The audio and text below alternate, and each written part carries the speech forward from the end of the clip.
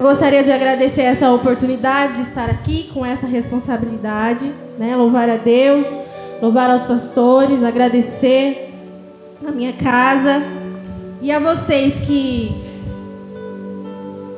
vieram para cá hoje com o objetivo de adorar e receber algo do Senhor, né? E eu tenho certeza que Deus não vai te dispensar aqui de mão vazia. Amém? Abram a Bíblia de vocês em Daniel 1, versículo 8 apenas. Eu preparei algumas coisas aqui, eu vou pular, porque senão vai dar tempo mesmo, tá? Mas vamos lá. Daniel 1, 8. Nós estamos debaixo de uma palavra, amém? Amém, jovens? E como nós já colocamos aqui, né, todo o significado do nome da nossa rede jovem, Revolution, nós colocamos aqui também no vídeo qual é o objetivo, qual é o propósito, né? E esses objetivos e propósitos, eles não se limitam apenas à juventude, mas ele pode também se expandir na sua vida. Porque o que nós fazemos aqui com os jovens, você também pode fazer no seu círculo de amigos, com os casais, seus amigos. Amém? Então, que você possa também ser um agente transformador e revolucionário onde Deus te colocar. Daniel 1:8 diz assim: Daniel, porém, decidiu não se contaminar com a comida e o vinho que o rei lhes tinha dado. Pediu permissão ao chefe dos oficiais para não comer esses alimentos, a fim de não se contaminar. Amém? Se assente em nome de Jesus. E vamos lá. Nós colocamos aqui, né, o nosso objetivo, que é trazer a revolução para as bases da sociedade, né? E qual é essa sociedade que nós estamos? Essa aqui que nós estamos, nessa comunidade, nessa geografia, nesse bairro, por enquanto, né? E à medida com que a gente alcança o bairro, a gente vai expandindo e alcança a cidade, e a gente expande mais um pouco e alcança o estado, e assim Deus vai nos levando. Amém? Então esse é o nosso objetivo, e como eu disse, isso pode e deve se estender também sobre a sua vida, né? Nós não podemos nos limitar pensando que esse movimento é apenas para os jovens. Ele nasceu aqui com eles, mas isso pode atingir você também. E qual que será o nosso meio principal? Também já foi dito aqui. O meio principal é a palavra de Deus. Nós não fugiremos disso. Nós levaremos a palavra de Deus. E também, né, nós iremos agir através do Espírito Santo. Nós iremos nos mover, porque Ele é o nosso guia, amém? Então é o Espírito Santo que vai nos guiar, que vai nos conduzir. Ele vai se mover em nós e através de nós, para assim a gente chegar onde a gente deseja, né? Que é alcançar e resgatar mais vidas para Jesus. E aí a gente pode se perguntar assim, mas como que nós vamos transformar a cidade que nós estamos? Como que nós vamos transformar a sociedade que nós vivemos hoje? Nós iremos fazer isso por meio da palavra e do mover do Espírito Santo. E nós realizaremos isso quando nós entendermos o que está escrito lá em Mateus 28:19, que diz assim: ensinando tudo o que vos tenho ensinado. Isso fala sobre o quê? Né? Esse versículo complementa a parte do ID, né? Que Jesus lança aos discípulos e lança para as nossas vidas também. E como nós iremos fazer isso? Ensinando acerca daquilo que nós temos recebido do Senhor. Ah, mas eu não sei ensinar. Sabe sim, né? Você sabe aconselhar alguém, você sabe compartilhar com alguém a sua experiência, aquilo que Deus fez na sua vida. Os jovens, eles ficam muito tímidos para falar aqui na frente, né? Mas quando eles estão longe daqui, eles falam com a beleza, né? E aí a gente vê o quanto eles aprendem E às vezes eles se acham incapazes de ensinar aqueles que estão à volta deles. E assim também acontece com a gente, né? A gente aprende, a gente vem na igreja, a gente escuta a palavra na quarta, a gente escuta a palavra num sábado como esse, num domingo, e às vezes a gente fala que não tem nada para oferecer. Às vezes a pessoa que está do seu lado precisa apenas de um abraço, precisa apenas que você indique para ela um louvor, um versículo para ela ouvir. E às vezes você se cala, né? E a pessoa acaba não recebendo por meio de você. Na medida em que nós aprendemos a palavra de Deus, nós somos transformados pelo Espírito Santo. E aí o próximo passo desse processo é levar essa transformação. Quando nós somos transformados, nós somos habilitados a transformar. E é por isso que o Espírito Santo nos chama todos os dias para corrigir as nossas ações e para fazer aquilo que Ele nos pede. Lá em Daniel 1:8, nós lemos que Daniel, ele tomou uma decisão na vida dele. E é sobre isso que nós vamos falar hoje. Nós vamos meditar um pouquinho na história de Daniel. Daniel, ele era um judeu, né? Ele veio de uma família muito nobre. E quando Jerusalém foi dominada pelos babilônios, ele e alguns jovens foram levados cativos para serem treinados durante 3 anos. E só depois eles iriam servir ao rei no palácio. Durante esse período, Daniel, ele guardou os mandamentos do Senhor. Ele guardou as leis, ele não se corrompeu, ele guardou os princípios e os mandamentos que ele trazia já da sua casa. Sabe aqueles ensinamentos que quem aqui é pai e mãe ensina para os filhos? Né? Aquilo que nós aprendemos aqui na igreja? Foram esses princípios que Daniel guardou. E como consequência, Deus abençoou Daniel de forma física, mental e espiritual. E ele ficou conhecido como mais sábio do que os outros servos do rei. Daniel, ele permaneceu em posições importantes até o final da sua vida. Sempre obediente e fiel a Deus. E olha que o contexto que Daniel vivia não era um contexto fácil.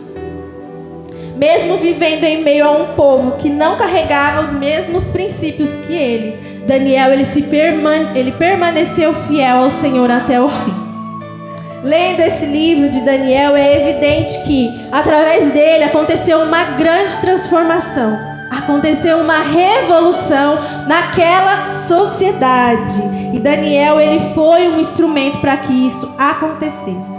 Agora, nós vamos pensar assim. Imagina Daniel sendo levado à força, né, de uma forma violenta, porque ninguém vai lá dar a mão para alguém que vai ser escravizado e falar: olha, eu estou te convidando formalmente para você ir. Não, ele foi tirado de uma forma bruta, de uma forma violenta, porque era uma ordem do rei. Ele foi levado para uma terra estranha para se submeter às ordens de um rei que violava os princípios, todos aqueles que ele recebeu.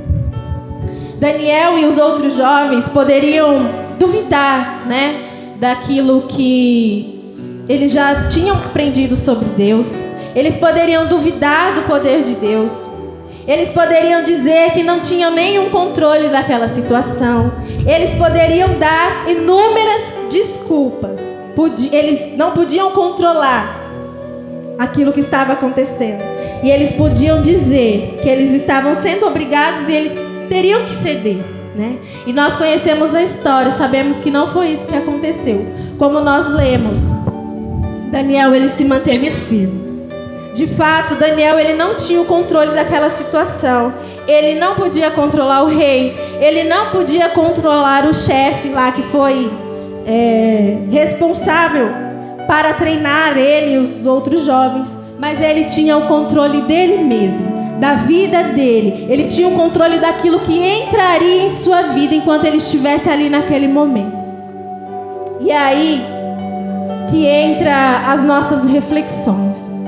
Hoje nós vivemos em um cenário, como já foi dito aqui, muito difícil, né? A todo momento somos tentados, pressionados, né? Somos confrontados acerca da nossa fé. E o que nos diferencia nesses momentos são os princípios que nós carregamos, que nós aprendemos, que nós cremos. Às vezes a nossa fé é a melhor arma que nós temos para agir nesses tempos difíceis, sabe? E foi isso que aconteceu com ele. Lá no versículo 8 que nós lemos, vai dizer que Daniel, ele decidiu. Essa é a palavra que é usada. Daniel decidiu. Ele tinha controle sobre as ações dele. Ele sabia que ele seria tentado, que ele ouviria muitas coisas que não iam de encontro àquilo que ele aprendeu. Mas ele tomou uma decisão. E é sobre isso que nós falaremos hoje. Nós precisamos decidir o que nós vamos fazer com a nossa vida. Nós precisamos decidir o que vai sair da nossa boca. Nós precisamos decidir o que nós vamos fazer com a nossa juventude, com o fôlego de vida que nós temos, com a voz que nós temos e com aquilo que nós carregamos dentro de nós. Daniel, ele tomou uma decisão. Ele era alguém que foi transformado. E agora ele levaria essa transformação a todos da sua volta. Não importou o meio que ele estava, em meio de um povo idólatra, que realizava rituais e sacrifícios pagãos, adoravam outros deuses, adoravam estátuas, enfim. Todos os pecados que aquele povo praticava estavam fora do controle dele. Mas ele decidiu se posicionar e não se contaminar. Ele não queria comer os manjares do rei, porque certamente ele sabia que estava consagrado a outros deuses. Ele não ia compactuar com aquilo. E aí, a revolução começou nele. A revolução começou dentro dele. Sabe, ele gerou isso no coração dele. Foi algo que Deus queria para a vida dele. Deus tinha um propósito para Daniel estar ali. Mas ele precisou se abrir para a vontade de Deus e receber aquilo que Deus tinha para derramar sobre ele. E é assim que acontece nas nossas vidas. A transformação, ela acontece de uma forma individual. A transformação que acontece na minha vida não é igual à transformação que acontece na sua. Não acontece na mesma hora. Não acontece no instante em que você decide ali, não acontece para todos de uma forma igual. Cada um tem um processo, cada um carrega os seus traumas, na sua bagagem, muitas coisas. Talvez medo, insegurança, mas na medida que o Espírito Santo nos transforma, nós recebemos também uma habilitação para transformar. Na medida em que nós aprendemos, nós também recebemos a habilitação para ensinar. E aí eu quero ler com vocês Daniel 1, do 17 ao 20. E aqui nós vamos ler algumas consequências dessa atitude de Daniel. Então nós vamos gravar hoje que Daniel tomou uma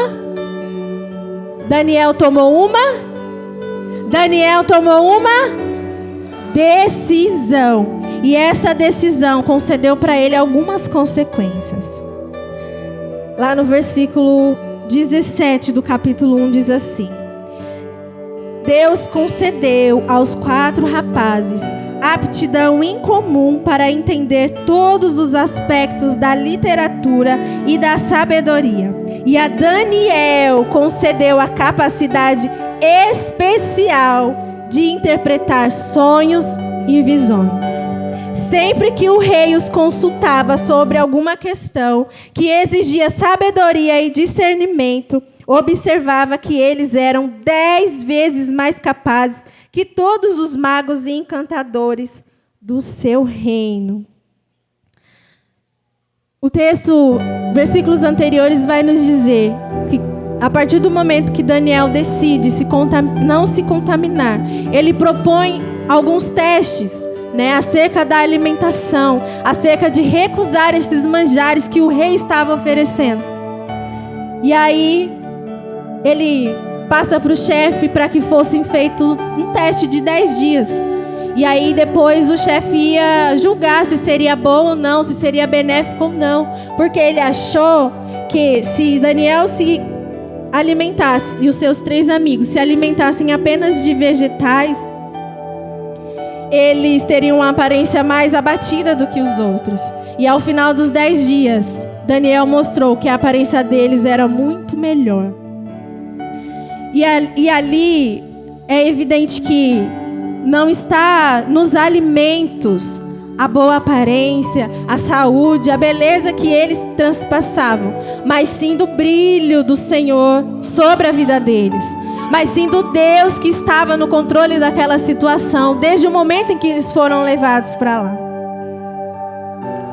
E essas foram as consequências dessa decisão que Daniel tomou. Ele conquistou, foi colocado em cargos importantes, e ele levou com ele os seus amigos. Ele não deixou eles para trás. Pelo contrário, assim que ele foi habilitado, assim que ele foi transformado, ele foi habilitado para transformar. E ele foi passando isso para aqueles amigos dele. E isso já nos leva a uma segunda característica, uma segunda ação que Daniel teve em sua vida, que é a influência. Nós vamos ler o capítulo 2 de Daniel, os versículos, deixa eu ver. Vou ler alguns, tá? Eu vou começar no 1. Vai falar acerca dos sonhos que o rei estava tendo, né? Certa noite, no 2º ano de seu reinado, Nabucodonosor, que era o rei, teve sonhos tão perturbadores que não conseguiu mais dormir. Chamou seus magos, encantadores, feiticeiros e astrólogos e exigiu que lhes dissessem o que ele havia sonhado. Quando se apresentaram ao rei, ele disse: tive um sonho que muito me perturbou e preciso saber o que significa. Vamos lá para o verso 11. Depois de várias tentativas, esses magos, esses astrólogos disseram: é impossível cumprir a exigência do rei. Ninguém, exceto os deuses, pode dizer qual foi o seu sonho. E os deuses não vivem entre os mortais. E aí o rei lançou uma ordem, que era para... O rei ficou furioso, né? E ele lançou uma ordem para que todos eles fossem mortos, os magos, os astrólogos, porque de nada adiantava diante dessa perturbação que ele estava vivendo. E aí os comandantes da guarda foram atrás de todos esses homens sábios que, né, auxiliavam o rei quando ele precisava. E aí dentre esses homens estava Daniel. E aí quando o guarda veio matar Daniel, lá no versículo 14 diz: Daniel se dirigiu a ele com sabedoria e prudência. E aqui destaca 2 características importantes para agir em momentos como este: sabedoria e prudência. Talvez se Daniel não tivesse agido com essas características, ele não teria alcançado aquilo que ele alcançou. Lá no 17 diz: em seguida, Daniel voltou para casa e contou a seus amigos, Ananias, Misael e Azarias, o que havia acontecido. E é aqui que entra a influência que eu citei.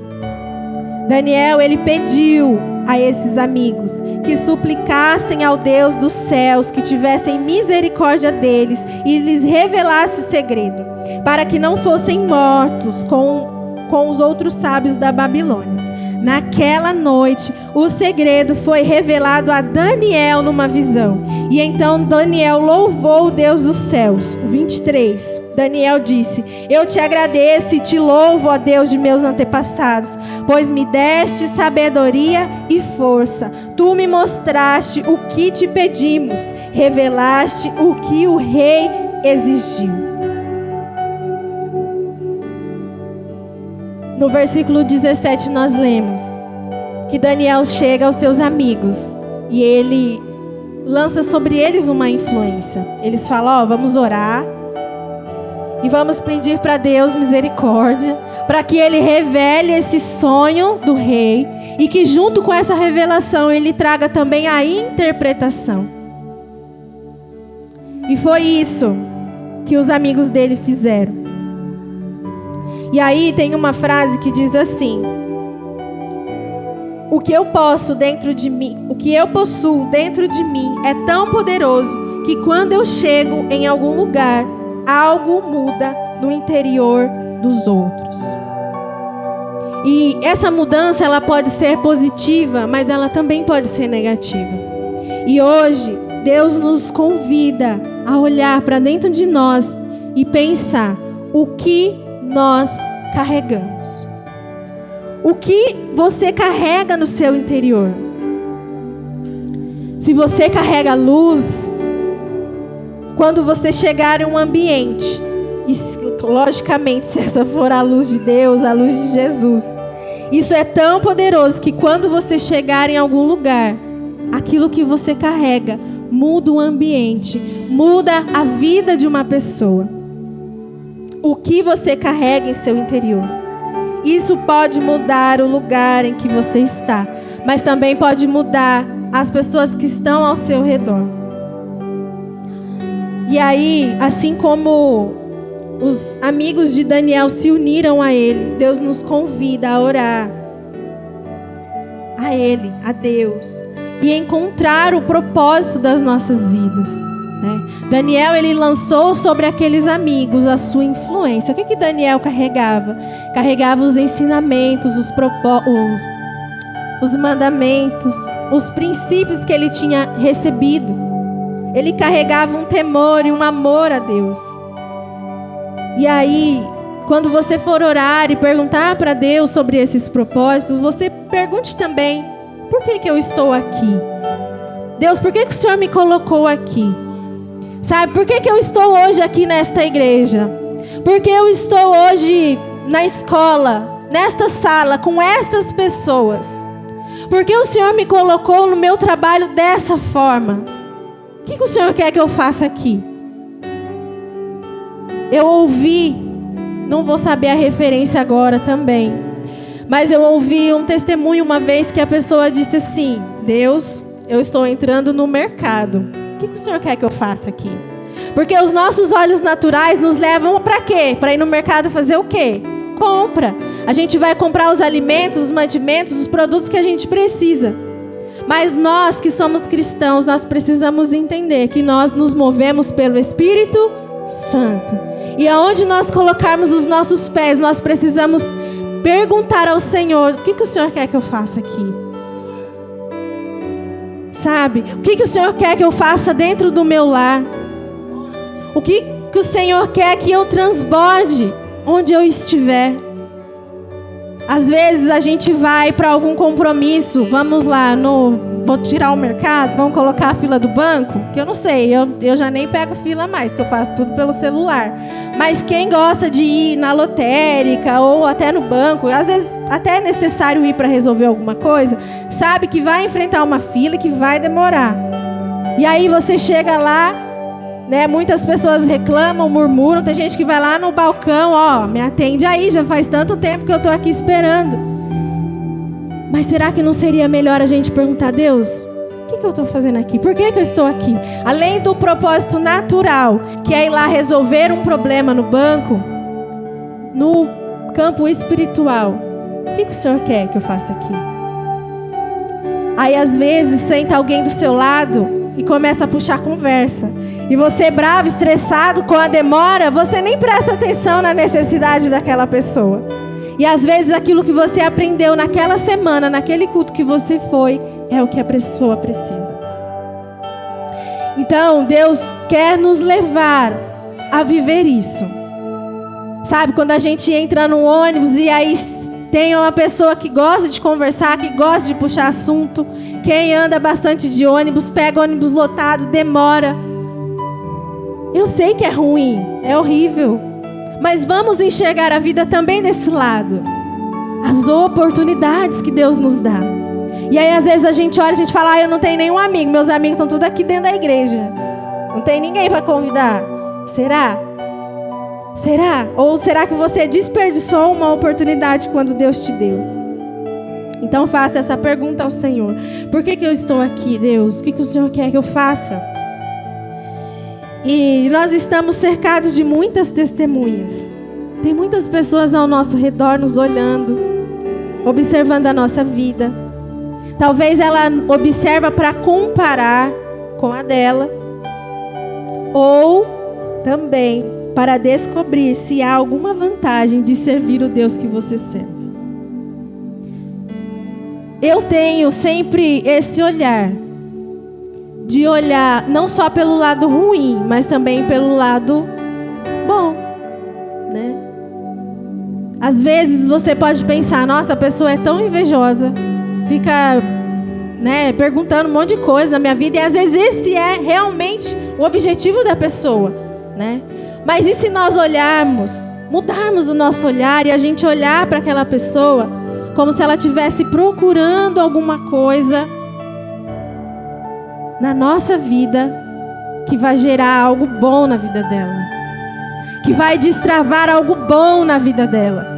O mundo que a gente vive é um mundo difícil, a maioria das pessoas nos olham invejando, né, cobiçando alguma coisa que nós temos. Para nós às vezes nem é tão valioso, e às vezes nem é mesmo, mas a pessoa, ela faz isso com tanta frequência que para ela já se tornou algo natural. E aí a gente olha sempre por esse lado. E Deus nos convida hoje a ter esse olhar diferente, porque nós somos diferentes, amém? Nós precisamos olhar para as pessoas e imaginar o que vai transparecer para ela, para que convença ela, para que o Espírito Santo alcance o coração dela e isso gere transformação na vida dela. Então nós falamos aqui sobre a decisão de Daniel. Olha como a hora voa. Falei nem metade ainda.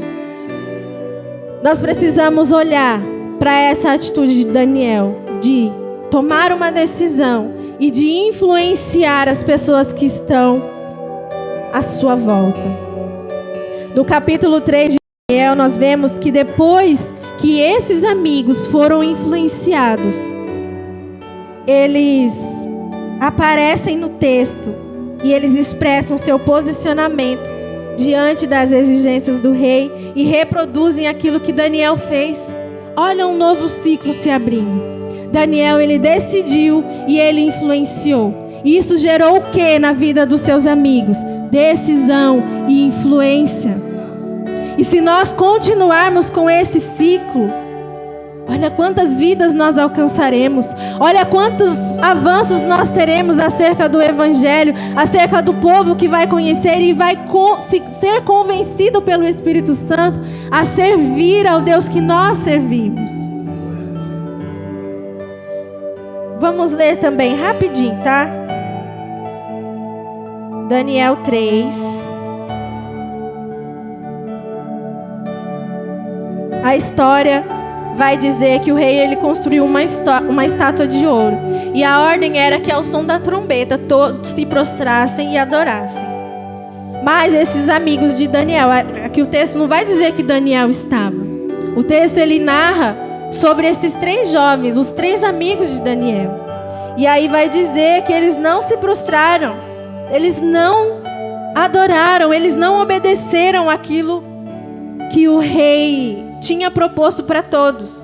E o castigo não era assim, vocês vão ficar sem comida, vocês vão ficar sem celular, você vai ficar sem TV. O castigo não era esse.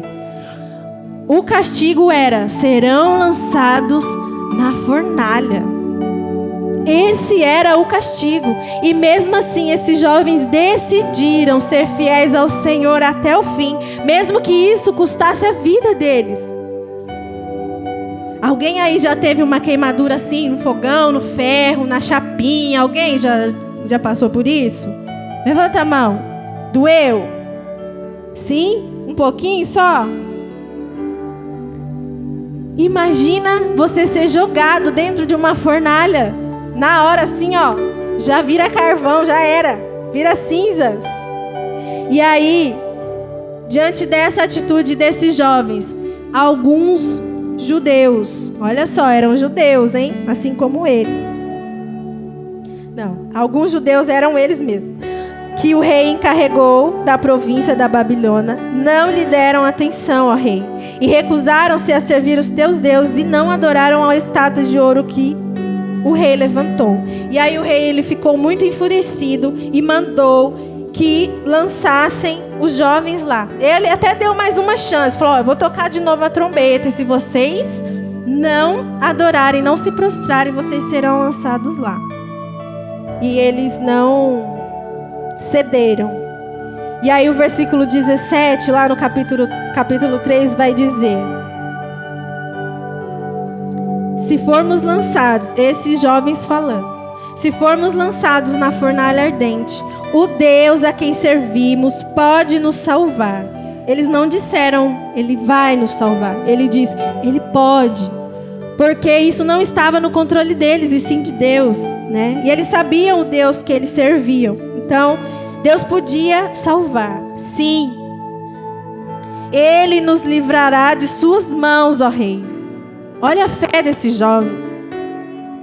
Olha a fé que eles carregavam. Sabe, jovens, aquele texto que o Robson colocou lá no grupo para vocês colocarem o que vocês entendem? Isso vem de encontro a isso aqui. A fé que nós precisamos ter. A fé. Mas os jovens dizendo, ainda que Ele não nos livre, queremos deixar claro, ó Rei. Olha a audácia desses jovens. Que jamais serviremos seus deuses ou adoraremos a estátua de ouro que o rei levantou. Veja se essa não é uma decisão louvável. E o castigo era a fornalha. E quantas vezes nós aqui nesta terra somos tentados a fazer coisas, nós sabemos da consequência, sabemos que colheremos. Somos tentados a pecar, a nos desviar do propósito. E quantas vezes nós cedemos por conta de um prazer momentâneo, por conta de algo tão pequeno e tão insignificante. Anulamos aquilo que Deus nos entregou, as promessas que Ele fez, tudo aquilo que Ele tem para que nós possamos desfrutar. Quantas vezes nós fazemos isso? E aí, esses jovens, eles são lançados na fornalha. Mas Deus é tão lindo, que honrou a fé desses jovens. Deus deu a eles mais um testemunho para eles contarem, por onde quer que eles fossem. E aí lá no verso 28 vai dizer assim: então Nabucodonosor disse, louvado seja o Deus de Sadraque, Mesaque e Abednego. Um rei idólatra que servia a outros deuses, que praticava muitos pecados, reconhecendo através da atitude desses jovens o Deus que eles serviam. E aí ele enviou seus anjos para livrar seus servos que nele confiaram. Eles desafiaram a ordem do rei e estavam dispostos a morrer em vez de servir ou adorar qualquer outro Deus que não fosse o seu próprio Deus. E aí, aquilo que gerou a decisão nesses jovens e a influência nesses jovens pôde alcançar mais pessoas, sabe como? Através de um decreto. Aquilo que antes eles carregavam como algo deles, individual, ali, entre eles, agora se torna um decreto. E o decreto era para todos. Quem fazia esse decreto? O rei. E todos tinham que obedecer. E olha o decreto que foi feito. Se qualquer pessoa, não importando sua raça, nação ou língua, disser uma palavra contra o Deus de Sadraque, Mesaque e Abednego, ela será despedaçada e sua casa transformada num monte de escombros. Não há outro Deus capaz de livrar dessa maneira. Então o rei promoveu Sadraque, Mesaque e Abednego a cargos ainda mais elevados na província da Babilônia. E aqui a gente encerra. Os princípios que esses jovens carregavam se tornaram um decreto e alcançou aquela sociedade. E aí, olhando para a história desses jovens, será que nós não conseguimos fazer o mesmo? Será que nós precisamos ficar debatendo, enfiando Jesus goela abaixo das pessoas, enfrentando briga lá no nosso local, né? Em meio a outras pessoas, seja na escola, seja no trabalho? Será que é assim que nós vamos levar o evangelho e esse evangelho vai gerar frutos bons? Para transformar uma sociedade, nós precisamos tomar uma decisão.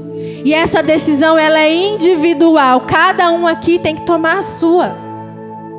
Ah, mas é só eu que estou fazendo. Ah, é só eu que estou agindo. Amém. Faça você. A transformação, ela é individual mesmo. E na medida com que você é transformado e você influencia outras pessoas, você não estará mais sozinho. Terão outras pessoas ao seu lado. Terão outras pessoas para te ajudar nessa missão. Então ele não se contaminou, mas ele influenciou todos que estavam ao seu redor, ensinando aquilo que eles tinham aprendido acerca de Deus. Então hoje eu quero convidar vocês a se colocarem de pé. Nós vamos orar agora e nós vamos pedir ao Senhor